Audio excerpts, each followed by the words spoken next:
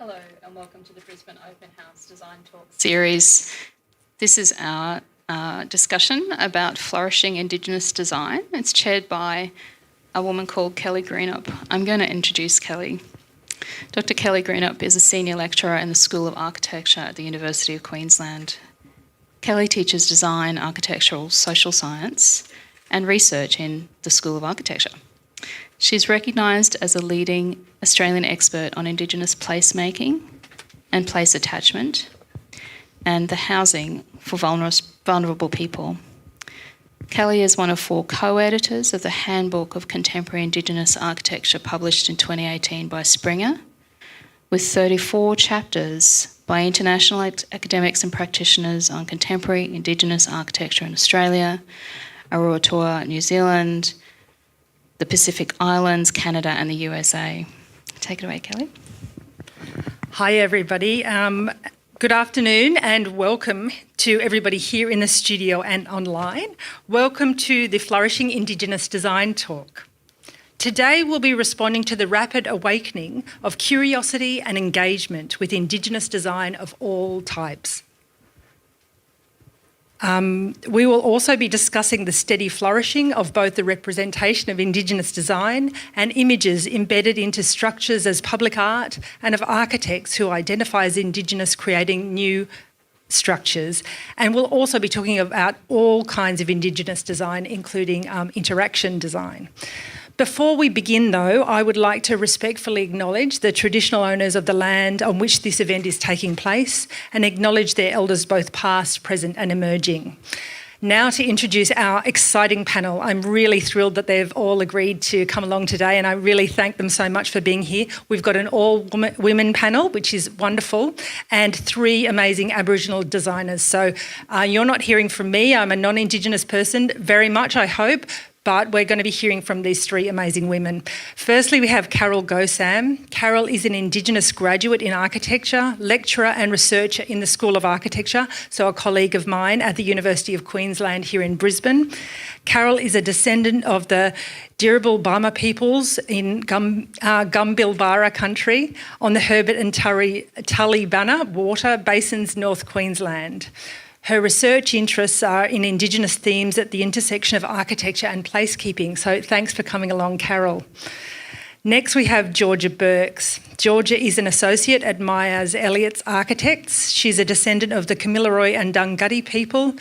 Georgia has helped to deliver a range of architectural projects across Queensland, New South Wales and South Australia. And she's written a number of reviews and been a guest panellist at events across Australia. Finally, we have Susan Beatson. Susan is a research academic within the School of Information Technology and Electrical Engineering at the University of Queensland, so within our faculty, so it's great to have her here. Her research focuses on First Peoples co-design methods in human-computer interaction, specifically in relation to mobile, ubiquitous technologies and in social robotics. Susan is a descendant of the Wiradjuri and Nemba people from Boomai Creek peoples in far northwestern New South Wales. So welcome to you all. Let's start with Carol. Tell us a little bit about yourself and the kind of design you do and what it means to you. Well, after graduating, I had a very brief period, I would say, in practice, working in a range of small practices. And so my design experience, culminated essentially probably in doing my own house and then moving into research after my first child was born. So it was sort of... So my interests are in architecture and then I sort of dabbled as a consultant for architectural firms. Wonderful. Thanks, Carol. Georgia, do you want to tell us what kind of design you do? Well, currently I'm at Myers Elliott Architects over in Paddington and we work on, in a very collaborative way, boutique commercial houses and recently a couple of community projects as well and some hotels. So I've kind of been working in the industry from a student for a number of years now and an architectural graduate and now an associate at Myers Elliott. So just keep rolling with whatever they throw at me. So yeah, I really enjoy that part of design and seeing the design ideas sort of come to life life in a built way. Yeah. Fantastic. So that's a kind of design that a lot of us will be familiar with because this is Brisbane Open House and a lot of the audience is architects and designers. But Susan, you do a different kind of design. Tell us what you do. I do interaction design. So I look specifically at virtual spaces and creating spaces from the aspect of culture and specifically designing for learning language contexts. So, but from an cultural aspect. So it's very much working with Aboriginal peoples and with elders, and my past has been very much working with children and having children create digital stories. So it's working with elders on the riverbank or at various cultural sites, and having children listen to those stories and program using various applications like Scratch that they learn at school, and then turning those into digital stories. But now that I'm at university, I have completed a degree in information technology and actually in data comms, and my PhD that I'm doing now is looks at information systems theories, and I'm looking at extending the way those theories have been created without Indigenous worldview. So most technologies are created from that perspective without ours. So this is about incorporating our view into the theories to ensure that we're considered in technology going forward. Amazing. That sounds really important. Can who wants to start off with this first theme? We've had a pre-meeting meeting, everyone, so we've worked out some themes here. I think one thing we all wanted to hear about was the changes in Indigenous design that have occurred across your careers. What have you seen? Susan, you've mentioned some of these things where you're trying to get more of an Indigenous perspective coming in. What have you, Carol and Georgia, also seen there that's changed for Indigenous designers, or in what we might think of as Indigenous design? Oh, well, I had a few images which I thought would help prompt this discussion. I guess when I started off in architecture, there were no well-known buildings that had any Indigenous cultural content. And it probably, even though there were buildings that existed prior to the 1970s, we start seeing sort of some, buildings in remote locations that have Indigenous content in through consultation with traditional owners, and the most, transferring stories into building. And so that's probably the model that I had and saw when I was a student up until the 1990s. And so no Indigenous designers in the sense of co-collaborating. It was really architects using those good consultation processes and sitting down with Indigenous people and actually eliciting sort of stories, ideas, and responding to that in the architecture. And probably Greg Birches is considered probably an architect that emulates that process in terms of in-depth consultation. But there's been great changes that have occurred since then. So that's that image of Uluru Katajuta at Uluru Katajuta of Lirakunia. So we see essentially this has become the sort of quintessential representation of representing story in architecture, but there's multiple ways in which we can do that. What about for you, Georgia? You're at the next generation. How has design changed, do you think, recently? Well, as you said, Kelly, my career is sort of just starting to kick off, and even through my studies, it was a different time. And I think what I've really started to notice is, an exploration in the way artists have been used by architects and designers to sort of have this new way of telling stories and narratives, or representing the artists themselves in a piece. So you've gone from just paintings now into digital videos, like the examples shown for the opening page of this by Rekha Rennie down in Melbourne. So things like that, and you're starting to see pavilions, even hikes and little destinations through Tasmania of where you can go and where architects have really taken the time to engage with the community and get a really strong sense of that place, which I think is creating really well-crafted pieces of architecture. That's a really interesting point, because I think for a lot of architects or designers, we're very used to the whole kind of muralisation of design, if we could call it that, where, the Indigenous engagement might be a mural of a story, and that's how it's applied to the architecture. It's literally applied. But you're talking about something else, which I know Susan sort of touched on, which is more about country and connection to country, which is perhaps a little less obvious, but perhaps a little more meaningful. Could you sort of explain, for others who might not have heard of that, what that might mean? So if we go to one of the slides, I think Krakani Lumi down in Tasmania, I think this is such a beautiful way Taylor and Hinds have really engaged with the Aboriginal Land Council of Tasmania. And through this process, which went over a number of years, they listened and they heard about walking on that country, what the vernacular was, and the narratives of the, I believe it's Palawa people of that land, and morphed that into the design idea. So it's not just a native animal piece of art on the wall. It's actually become part of the structure and where you sit, and it's replicating or sort of engaging in a way that First Nations people may have at that time.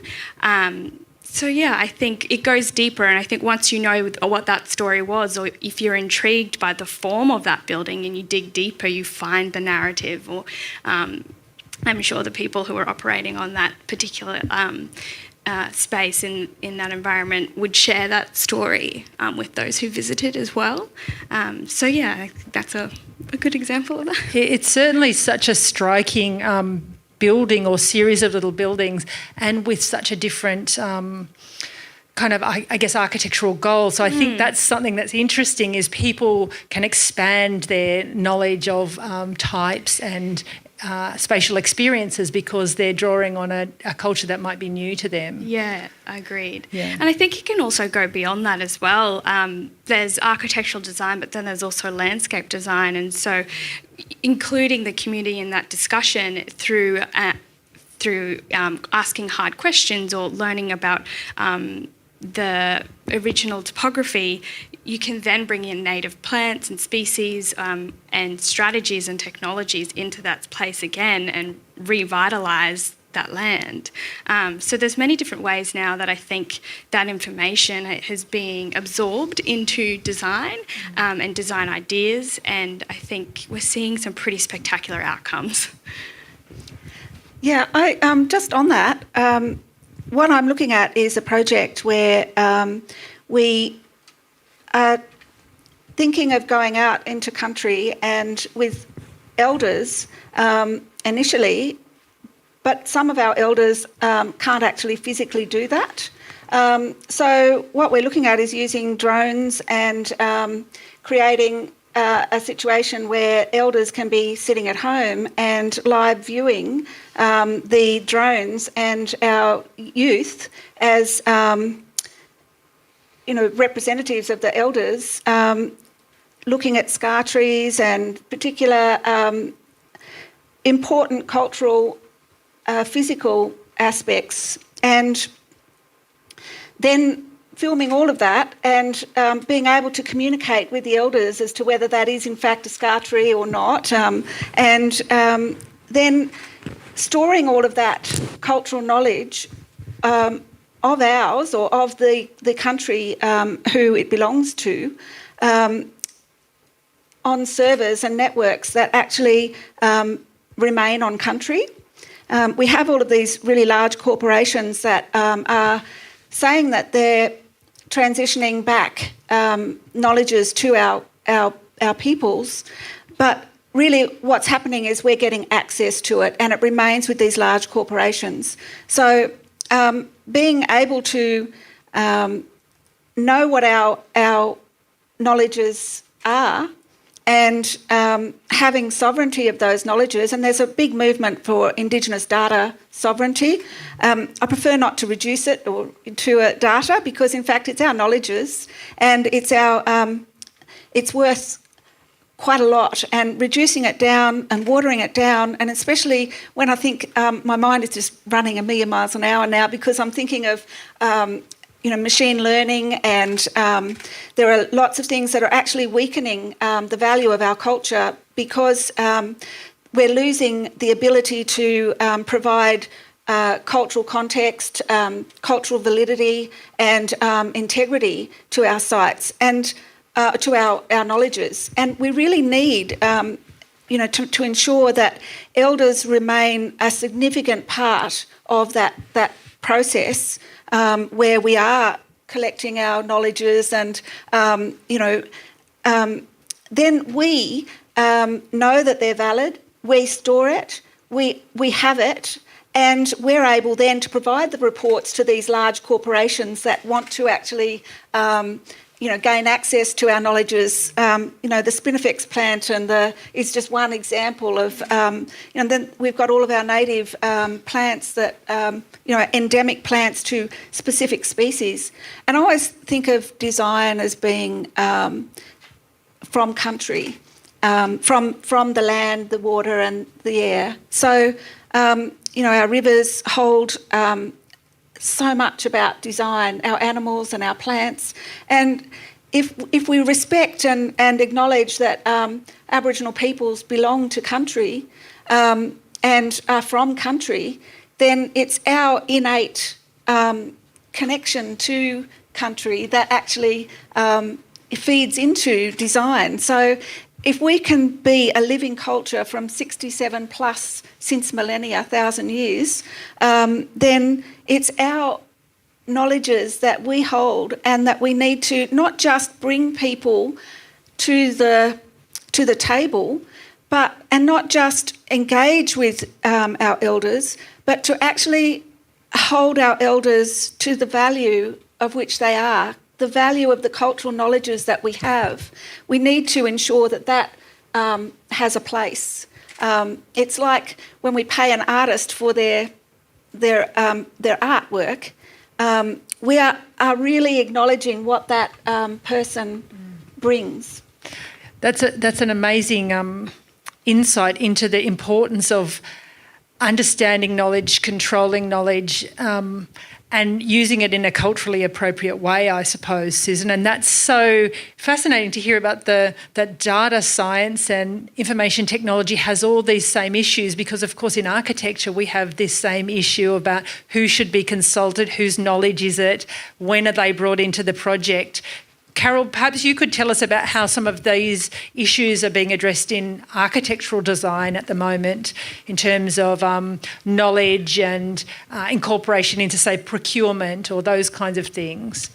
Yeah, I think perhaps there's a whole range of examples, and I was thinking about, with the example with my first image of Lirakunya, which is, an architect going out on country with traditional owners, and then traditional owners, looking at the sites or proposed sites of where buildings are going to go, and then sort of saying whether or not they're sited correctly, and then what the building should express. And I think the transfer of that sort of knowledge from country to building is a very new thing in architecture, because we see some sort of early attempts by architects totally failing because they offended actually the traditional owners and just heard some information about a totem and then applied it to a building, where in the instance of Lurakunya is that the traditional owners talk about that, and then they actually go through it's not just the architect then going away and then designing a building, and then that's the end of that process. It was lots of toing and froing and a long consultation construction process. And I think some buildings do lend themselves to that, and particularly the example of a cultural building, because it's very much about it's about country for traditional owners in that context. But then there's also contemporary examples where it's actually interpretive, so it's much more playful. So, for example, I included an image which was a black box, which was at Barangaroo in New South Wales. It was actually commissioned by the Sydney Urban Theatre, which is... and essentially the design team were all Indigenous. So it had an Indigenous architect, an Indigenous lighting designer, and an Indigenous journalist who then sort of creates stories and does the sound recording, and so it was an incorporation of a mixture of architecture being quite sort of simple, but the way in which Kevin O'Brien and did it was that the floor was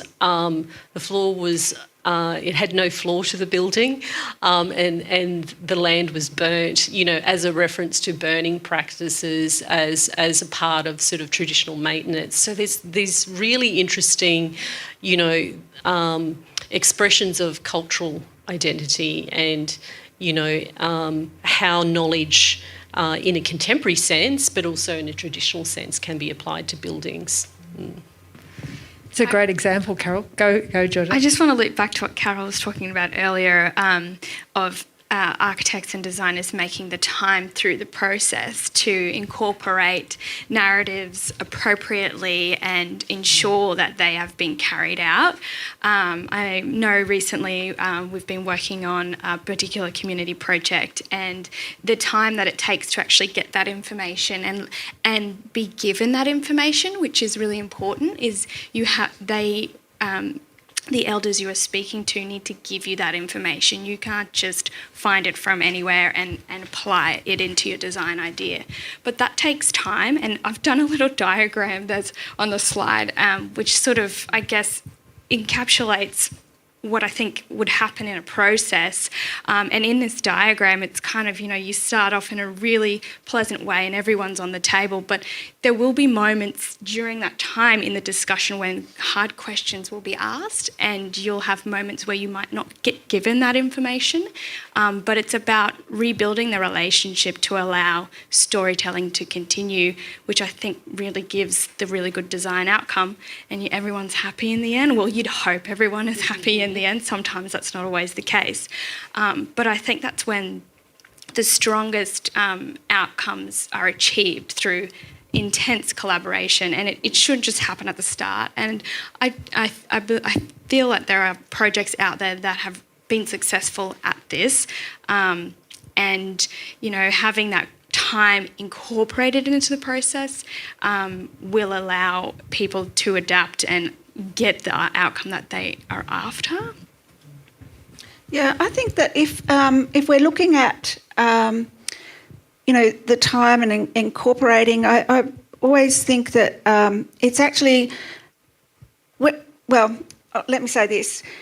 When we have Aboriginal and Torres Strait Islander peoples, whether they're architects or technologists, and fortunately, whilst in the past technology has been designed principally from non-Aboriginal peoples and primarily men as programmers, but now that has changed. There's a lot of women now in the mix, and a lot of women from Aboriginal and Torres Strait Islander heritage. So whilst I might be the first Aboriginal woman to get a PhD, hopefully soon, very soon, in information systems theory, I know that, the landscape is changing. And so it's not just about incorporating elders into the process, or the people who from the country that we're working with. It's actually everybody being a part and getting that deep, rich collaboration that you mentioned. It does require time. And I had a project that was pulled up because our business model, Nimbah business model, was slower than the business model of another organisation that was involved, and they tried to go ahead of what the community were looking at. And, you know, it can't be driven by a business model. It has to be driven by the timeline of the elders and the community. And I think if that happens, and it's more likely to happen usually by a full Aboriginal or Torres Strait Islander team, or by someone who really does understand the principles of time and knowledge sharing. And when you think too about knowledge sharing, or the giving of that gift, it actually our knowledges have lasted all of this time because of the complex kinship systems and our knowledge systems. So they're not actually just held by one family, they're held by a number of different families, and that matters in terms of knowledge sharing too. So it takes time for elders to get together and actually talk with each other, and they will determine what knowledges need to be shared up to you, or across to you, or down to you, and it takes time. And if you rush that, you won't get the true, that deep connection with those knowledges. Absolutely. That's so fascinating to hear, Susan. I suppose this brings me to ask you, what sort of outcome changes from the sort of business as usual white-dominated model are possible when you have this Indigenous-led model, or truly interactive, I guess, intercultural design model? What changes do you see in the outcomes of design, do you think? In the outcomes of design, well, you see an embedded, a place or a space, depending on what you're actually creating, that is underpinned by those knowledges, and a true connection to country, to the people, and to those engaging with that space then.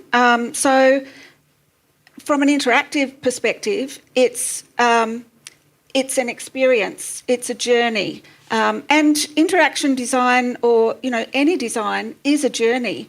And for non-Aboriginal people, non-Indigenous people, it's actually a journey for people to experience their understanding and their relationship with Aboriginal people, and their social connection, their institutional, their historical connection with Aboriginal people's experiences in Australia in particular. And so we need to ensure that, as Aboriginal people, we need to ensure that non-Indigenous people are able to connect themselves with that relationship. And then, because it's going to be quite some time where we're still having a lot, non-Indigenous people like yourselves who are engaging in these spaces. And but we need to get to a place where we do have a true connection, and often knowledges are only shared to Aboriginal people. And so to get that, we need to get to a place where it's Aboriginal people and Torres Strait Islander people who are experts in creating places and spaces for and with Aboriginal peoples and knowledges. So that's changing. We only have to look at Michaela Jade in virtual reality and in extended reality, and the Indigenous Digital Excellence Place in Sydney. There we're bringing through lots of Indigenous peoples, youth and older people. And last year, well, actually it was the year before. No, it might have been last year. We had an Indigi hack. So we had a group of Indigenous students from all over Australia, and even way up north of Western Australia, came to Sydney, and we all got together, and it was a design weekend. So yeah, that's actually really exciting. when you talk about lots of Indigenous designers coming up in the next generation, and there's a slide here with Sarah Lynn Rees in the image, and I believe she was part of this design collaboration, and it kind of encapsulates a whole bunch of things you were just talking about, Susan, where Jackson Clements Burrows have part of their business model to incorporate and allow that time to engage with Indigenous peoples or the community around, and Sarah's really driving that in that business there. And the image is of a Clever Man exhibition, which was the superhero TV show on ABC, which focused on, I guess, Indigenous superpowers, which is pretty cool.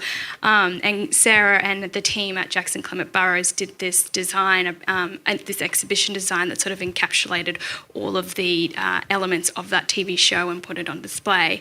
But I think what it really excites me about this is that there are a bunch of people up and coming and filtering into these design all aspects of designs, builders, architects, artists, engineers. It's all sort of happening and has been happening. And I think the next step is probably getting used to a new type of process if they're going to be successful, I guess, outcomes such as this.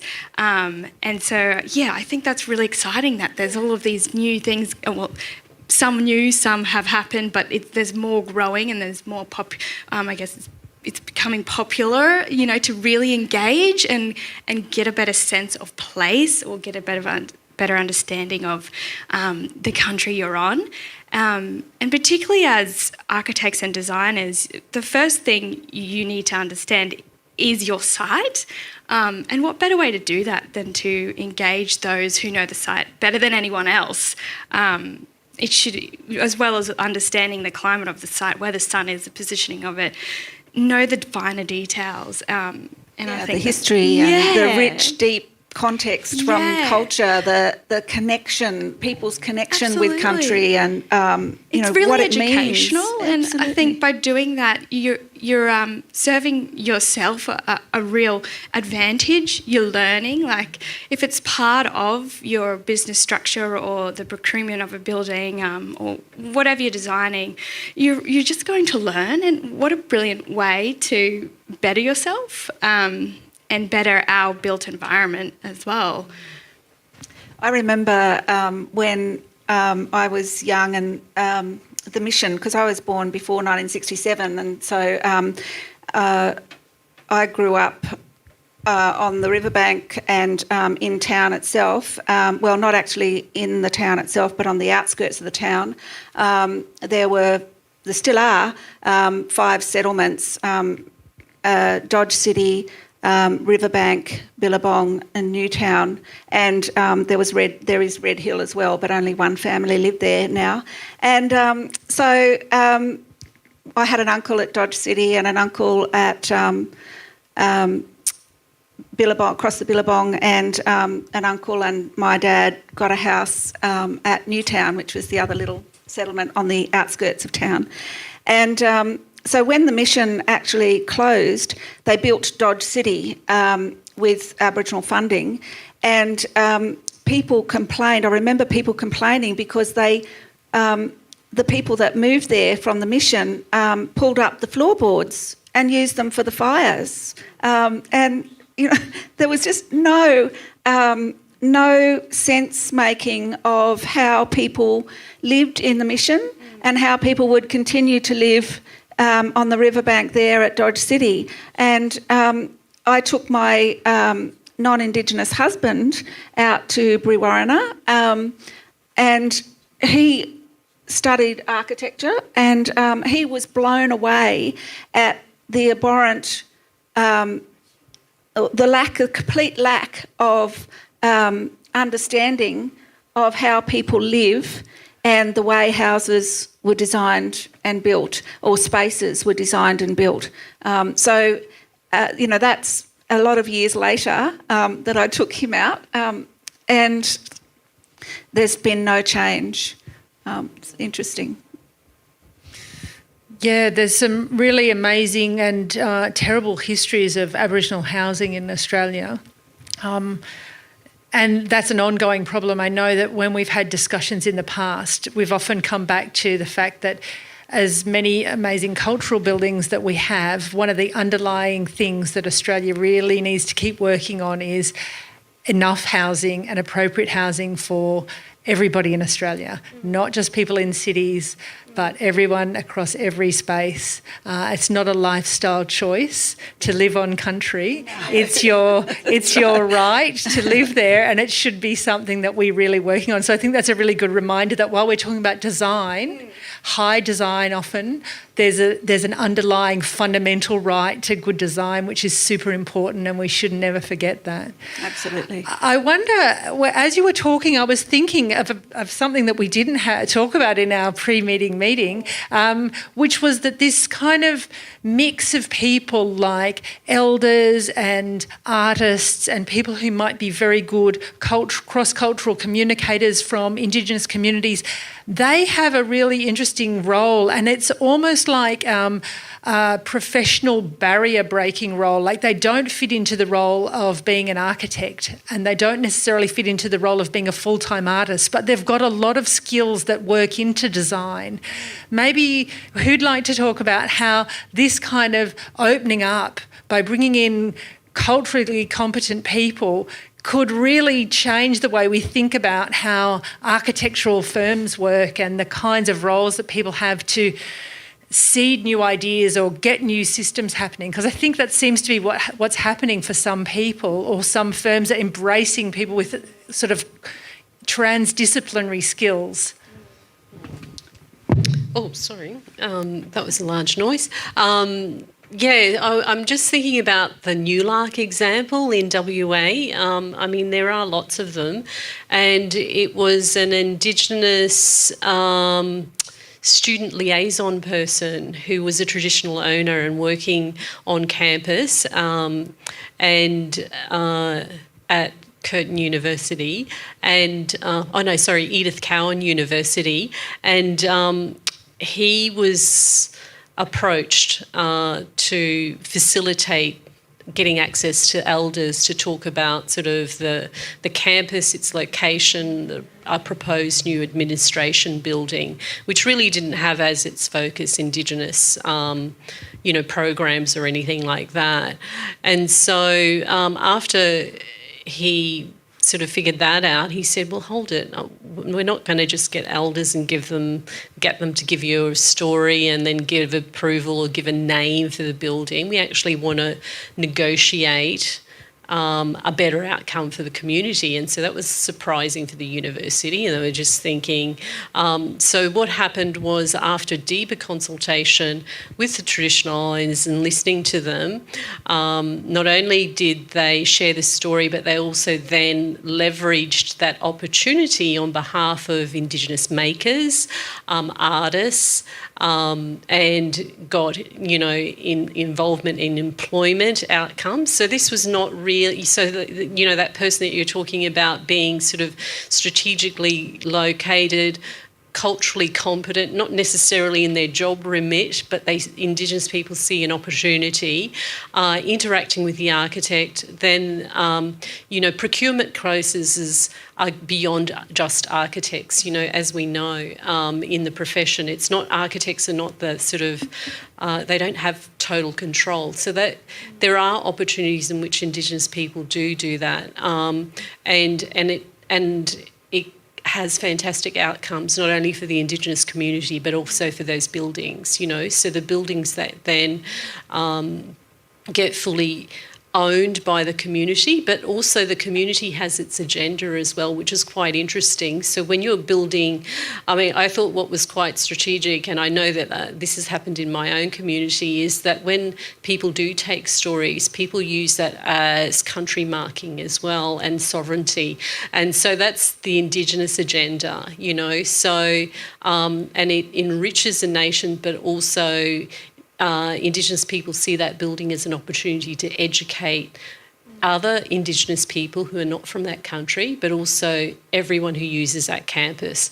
So I think that's quite interesting, because I think that's not something that Indigenous people originally envisaged, but it then becomes something that enriches Indigenous people's worldviews, and it transmits and it uses that building as an opportunity, but it also enriches the sort of the campus, the nature of the campus, the identity of the campus. So I don't know if you can think of any, Georgia or Susan. No, I'm just listening to you go, yes, yes, yes. Yeah, I think artists are a really important part of the process in communicating the knowledges, provided they have that connection with the elders and country themselves. But I think also it's really, like, there are so many positions and roles that artists can play in interactive technology, virtual spaces, because there is so much in terms of graphic design and that sort of thing.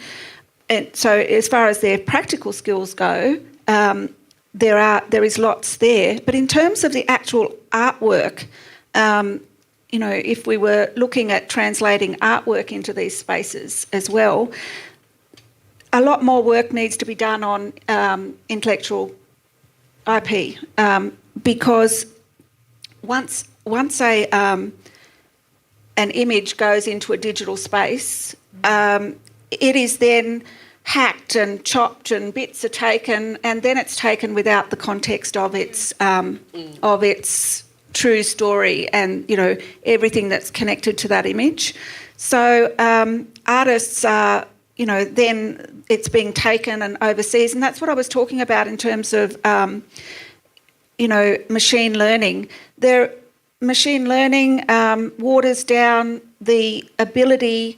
So if they have a video of somebody, if we can get access to anybody speaking a language, one person speaking a language, then anybody can teach the machine to learn to speak that language and add in a whole lot of other words. But that one person, because of colonisation in Australia, may have influences from other countries. And so it takes a process of speaking with elders to know where that person came from, what their influences are, if in fact all of that language spoken by that person is in fact the language it's said to be. And that's, by using machine learning, it waters down our culture. And there's no cultural integrity, there's no cultural verification or valid to make it valid. And then with artwork, the same thing's happening. People are chopping these bits and using it in other sections of the virtual space. And but if it's actually an artist coming in and drawing these virtual spaces and creating those, then I think there is a much richer connection to country and to culture that can be created in these 3D spaces, virtual. You bring up such an interesting point, Susan, about cultural appropriation and making sure that whatever design is valid and is actually allowed to be shared and is really genuinely from somebody who's agreed and has been paid and all those kinds of things. So I think it's really something to think about as architects and designers of any kind, like where are you getting the information from and who was compensated for it, and did it go to the rest of the community as well? It's a business, an artist, that's their job, and so they should get paid for that, and they should have the right to say, yes, I will pass this on to you and you can utilise this. But and the same with elders. Elders, exactly. Their cultural knowledge is valuable. We know that our elders have, knowledges passed down, a very complicated, complex system, not complicated, but complex system of knowledges that have come down through the kinship system. And that knowledge is a part of a puzzle. And I've got goosebumps now thinking about it. But it really matters that elders are recognised. And I actually have a picture here I want to share of some elders in Western Australia at one of the schools with all of the children. And here it was a cultural storying in virtual reality that was a design and development project that's still ongoing with Swan River Whadjuk Noongar. And it's a collaboration with Michaela Jade, who's the virtual reality sister, and with the Governor Stirling Senior High School. And these people, Uncle Kelvin there and the two aunties with him, actually the Uncle Kelvin was actually one of the people who took the connection to country from remote. So like Mabo and Wick, we now have the Noongar rules where the Whadjuk people are actually on the Brisbane River, not the Brisbane River, the Perth River, the Swan River, in an urban space. So it makes the trilogy, according to another one of our senior people, he talked about how important the culture and the knowledge was that Uncle Kelvin there holds. And the two aunties are the daughters of two of the other people that were with him in that legal battle to get traditional ownership. So, it's just, I can't, stress enough how important it is that we acknowledge the value and we remunerate people for the value of their knowledges. That's a super excellent, really important point that every architect can make sure that they follow, that if they're going to use somebody's knowledge, that they get them involved early and that they make sure they're fairly paid for it. I think that's something that everybody can commit to. I want to ask now about this concept of country. We've talked about it a bit, but one of the things I think is always really interesting is when we talk about country, or often when white people like me talk about country, we're imagining it as somewhere else, far away, not where we are now. And I think it's a really interesting thing to perhaps reflect on in terms of architectural design, but all kinds of design that happen in cities, they're happening on somebody's country. And I wonder how contemporary design is approaching that, or any things that you're seeing in architectural design perhaps at the moment that is coming to understand this a bit better, because I think that's maybe something people are picking up on more fully now. As in understanding country, the country that they're on? Yeah, or trying to incorporate that into their design somehow. Yeah, I think it's starting to become a real critical part of the step of understanding site, and it kind of looped back into your question before, is that there are businesses out there, Indigenous run, for example, Troy and Amanda of Blacklash are really facilitating these experiences and these, networking connections where artists or communities will be getting paid to share their stories, and then they all sort of work together to create a better understanding and share that with the designers and architects in that process. So I think understanding country is literally a learning process for all, even Indigenous. I'm still learning more, and that's okay. I think that everyone should be okay with that too, and not be afraid to know that you're not going to know everything. And that's why there are such brilliant people out there like Blacklash who are allowing that connection to happen, for relationships to happen in the design process, which then ultimately allows country to inform the design.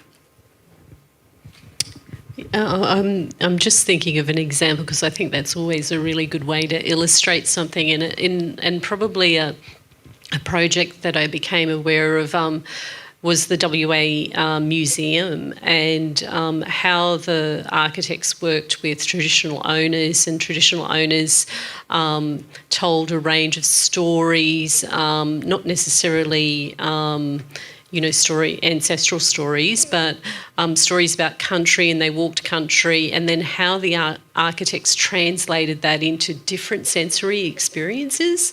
So the building itself then sort of had sort of moments of, where vapours and smells and water, a mixture of elements that were really particularly strong to the traditional owners. And because it's in WA, it would be probably Whadjuk people. I'm pretty sure it was, yeah. And so, and they went through a process of actually eliciting information, but then going back and forth, and then incorporating, once again, Indigenous makers and so forth. So it's a really nice interactive process, In order to do that, it's not just, you walk once, that's the end of that process, and let's move on to design now and try and sort of,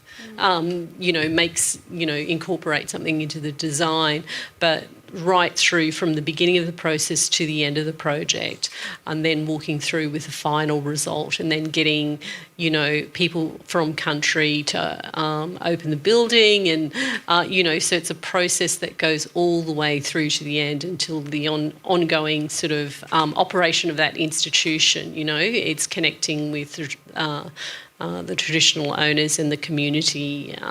It's the beginning of hopefully a process that goes beyond the building as well.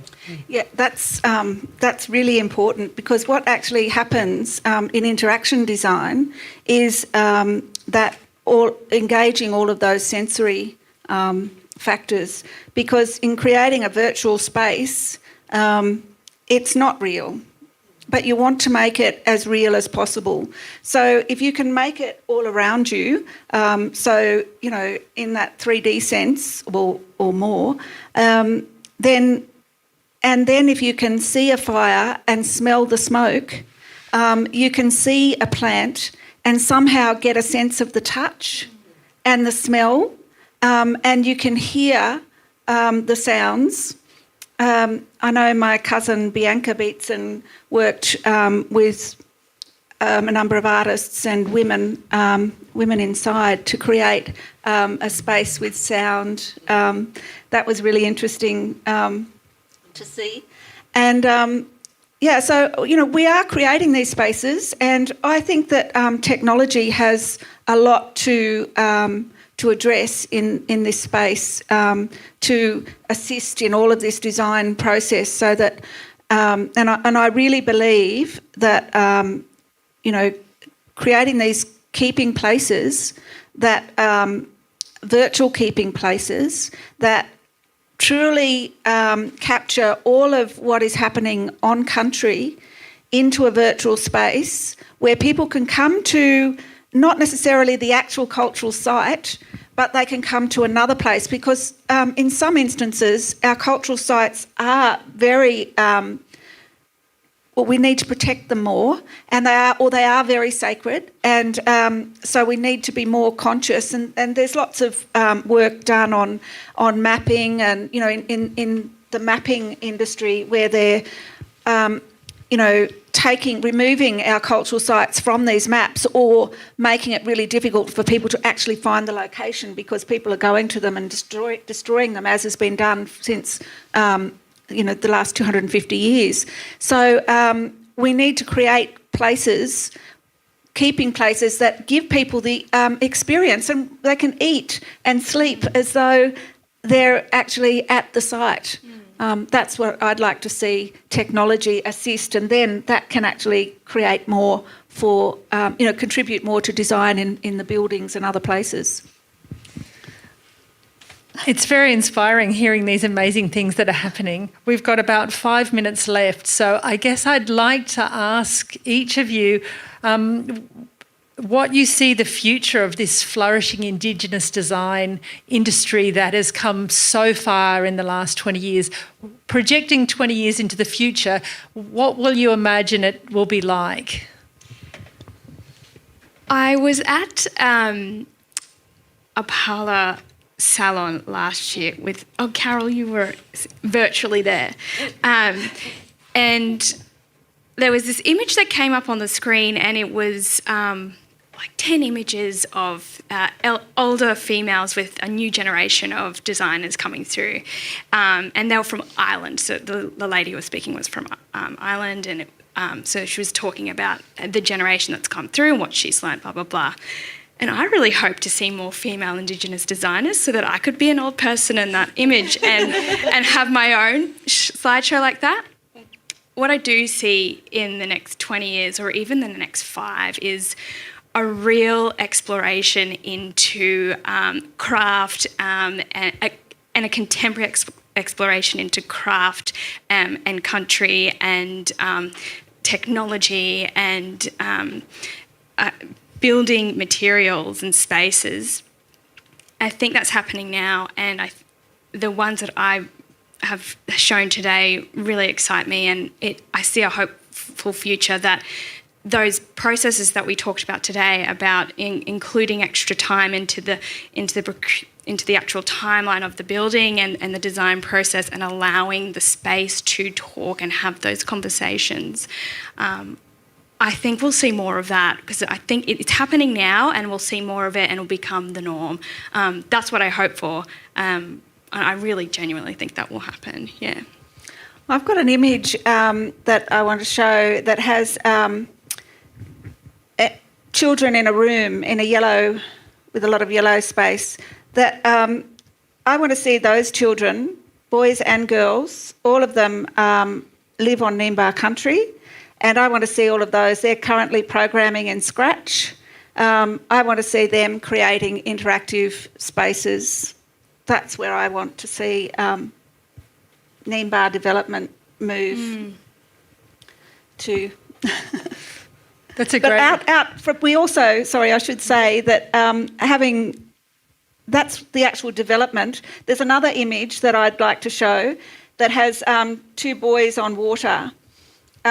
That's the time that it takes to watch children sit and think and talk about their culture, talk about what's in the water, talk about the colour of the water, why it's that way. They know everything about the cod. They know everything about, the fish that are eating our yellow belly.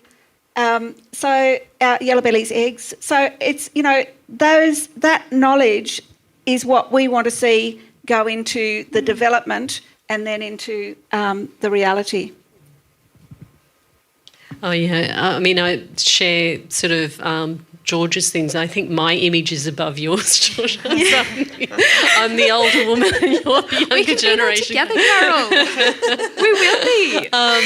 So, yes, I think I'm really excited about what's going to happen in the future and the sort of architecture that could potentially be created because we talked about some examples of Indigenous artists working with architects and how, approaches to building. I think always in this space, I've always extended a generosity to non-Indigenous people who are contributing to that and really facilitating that because I think we need more allies because if we left it to the very few numbers, I don't think the changes that we would really like to see happen are going to happen. So I think that, there's opportunities for multiple collaborations as well as co-partnering and I feel like we're at the beginning of the crest of the wave rather than at the top of the wave, so I think we've got a long way to go. I agree. I think we do have a long way to go. I think I gave a presentation recently, before COVID, and COVID got a mention, and it was I said it's going to be 20 years at least for us to be at that, top of the wave. So I think we have a lot of work to do, and it takes people like Kelly who, really are true allies who are creating space for Aboriginal and Torres Strait Islander people to come forward and be able to participate in these spaces. We need the allies. We definitely need to be working with allies now, and thank you. I'm not wanting to finish on a note about me at all, but we are out of time. Can I just thank you all, Carol, Georgia and Susan, for participating today. You are a wave, and what a glorious and beautiful wave you are, and we're looking forward to seeing it peaking for a very long time as it hits the shores. It's going to make some amazing virtual and physical designs, so we're all looking forward to seeing it. It's been a wonderful, wide-ranging conversation, so thanks very much for participating today, all of you. Thank you. Thank you.